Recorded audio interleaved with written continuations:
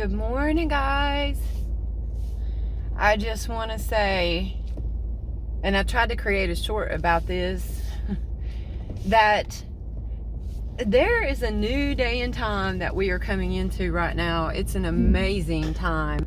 So some of you may not know this, but the more that you read scripture and the more you study scripture, the more that you recognize the things that you read in the scripture coming to pass all around you. Why? Because you've just studied the playbook and you recognize the plays happening, and that's going on. And last night it kind of came to a head for me. I was crying. I was like, Lord, this is just so much. It's so overwhelming to watch all of this happening. And you know, before I turn the camera on, my thoughts are so clear, but once I turn the camera on, I kind of lose what I was saying or thinking or whatever. So I hope this comes out clear. But I was so upset last night. I was mourning over what I see happening. Even unbelievers know that we are headed to what I guess they would consider a time of crisis. I would call it the end of the church age. So the end of the church age, which I knew was coming. My friend Sandra and I talked about it a few years ago when she had a dream about animals dying. And so, hold on a second. So the end of the church age. Well, just about any ministry that you turn on right now, they're going to be talking about this. They each call it different things. What I call it is the end of the dispensation of grace, to use big fat term. Basically the end of the church age, the end of the age of the Gentiles. And the scripture talks about it in the book of Revelation. The scripture talks about it in the book of Daniel. You know, you can look all over the internet. You can get that information. I'm not gonna spill it out here. That's not what I do. My channel is going to be transformed because God is transforming me. I would say that for the past 5 years, 6 years, maybe a little bit before that, I have been living in a soup bowl of sin. And the reason why that happened was because I was married to a minister. I had my own small ministry. He ministered to, and I'm not talking about a church. We are the church. I'm getting scattered. So anyway, went through terrible divorce, 2 divorces. I married him again. It was a bad situation, a really, really bad situation. And my psyche, my psychological processes just went haywire. Anyway, so I'm coming to the end of that as well. So I guess you could call that kind of my wilderness. And I've been in that. And my channel was birthed in that. And so you guys are used to one thing. And I may lose a lot of subscribers. I'm not saying I'm going to get on here and talk about one thing all the time, because I'm not. I just get on here and share. But you will hear me talking about God more. You will hear me talking about what's going on, because that is like foremost in my head right now. If it's not foremost in a lot of people's heads, it needs to be, because I just want to tell you the time to come to the Lord, the time of His grace, the time of His mercy, the time of all of that is coming to an end. It's coming to a close. It is happening very rapidly, but we do still have some time. So if you are not familiar with prophetic things, if you're not familiar with the scriptures, you're probably going to think I'm a nut. And that's fine. I'm not a nut. But I do have to talk about what I know. And that's what I've tried to do all along. So anyway, The point of this video, well, the point of this video is just to tell you guys what's on my mind. You know, there's a new day dawning. You know, the scripture talks about in the last days that God would pour out his spirit upon all flesh. And that did happen on the day of Pentecost. That did happen. But I do believe that that is happening right now. Right now. There are people that are coming to the Lord right now who could offer God all kinds of excuses before, simply because there was not an urgency. But there is an urgency now. There is. And I think that a lot of people feel that in their hearts if they don't deny it. So, anyway, we all should, by whatever means possible, reach as many as possible. I'm talking to the believers right now. You know, the time of excuses for sin is over. And, you know, when I was trying to come out of the sin I was in, when I was trying to come out of that, it was a fight. It was a really hard fight. And I couldn't just turn away from the things I had allowed to be in my life. You guys may struggle with that too, because the enemy does not want to let you go. The enemy does not want to let you go. You know, but the Lord has promised that with temptation, he'll make a way out, and he will also make a way out for you now. I don't care if you've been living in that sin for 15 years.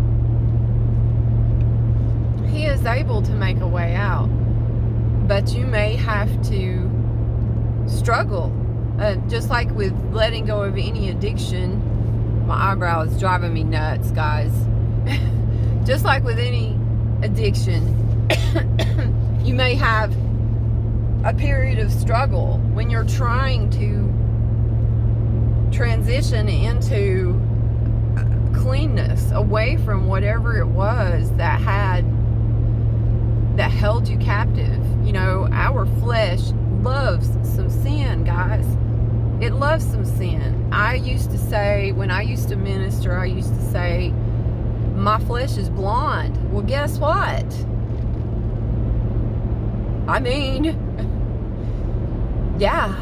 And I just came through a period of just living in the flesh. I gave into that. I was angry. There was a lot of stuff going on. I'm not going to get into my own personal strife and my own personal struggle, because you guys don't need to be focused on that. You've got your own personal strife and struggle.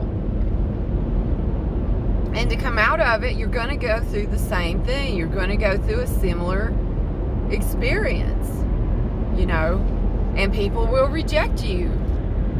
Let me tell you something. I got onto a video that my son had sent me where a minister was being thrashed. I mean, they had cut up his videos to make him look like the meanest person. I mean, he just looked horrible in that video. And if somebody watched that, just that video, and made assumptions based on that video and made judgments based on that video, they would have really painted him as bad, really, really bad. That's what they wanted to do. So I like to read in the comments. I want to see, you know, I just kind of like to see where people's minds are at, and it gives you kind of, it takes the temperature of the society, basically. And so I was scrolling through that a little bit, and I made a comment, and people were saying, this kind of shocked me, to be honest with you. They were saying that the churches should be taxed. Okay, and I'm not going to get into a long anyway, there's a reason why there are constitutional protections for the church to not be taxed. There's a reason why, okay? But I made a very short comment, and I had notifications turned off. So if any of you guys had tried to back and forth talk to me on YouTube, I have had my notifications for that turned off not on my videos, but other videos, simply because of the horrendous attacks that have come against me because of my beliefs. But anyway, so I had made a comment. I said, the church is already taxed. Well, oh my goodness. And then my phone had changed it to taxes. So it made it look really dumb. And of course, my channel name is The Southern Lady. And there's a stigma with Southern people. So y'all just go ahead and believe that if you want to. I don't care. It works in our benefit. So anyway, in our favor. So there were 60-something comments on there. Some of them were not directed toward me, but many of them were. They were very hurtful. That's one of the reasons why I cried. And yes, I did cry, because when people say that you're not the brightest crayon in the box and things like that, it is very hurtful. It is called bullying, okay? These people are being taught to bully right now. It's become socially acceptable to bully people, okay? If you don't believe it. So anyway, two comments, I chose to get on there and say, let me clarify what I was saying. Okay, the church as an entity, a church building, no, they're not taxed. They're tax exempt. I know that. I'm not a dummy, okay? They're tax exempt. Oh my goodness, so ridiculous. My point was that the congregation that the church is made up of is taxed over 50%. We're taxed on everything. Everything. Okay? So I took the time to actually say that to 2 people, and then I stopped. Okay? Because, and I didn't read the rest of the comments because they were so incredibly, I just want to say they were evil. One of them was a Satanist. His or her, I assume it was a man because of the tone and all that. It was bad.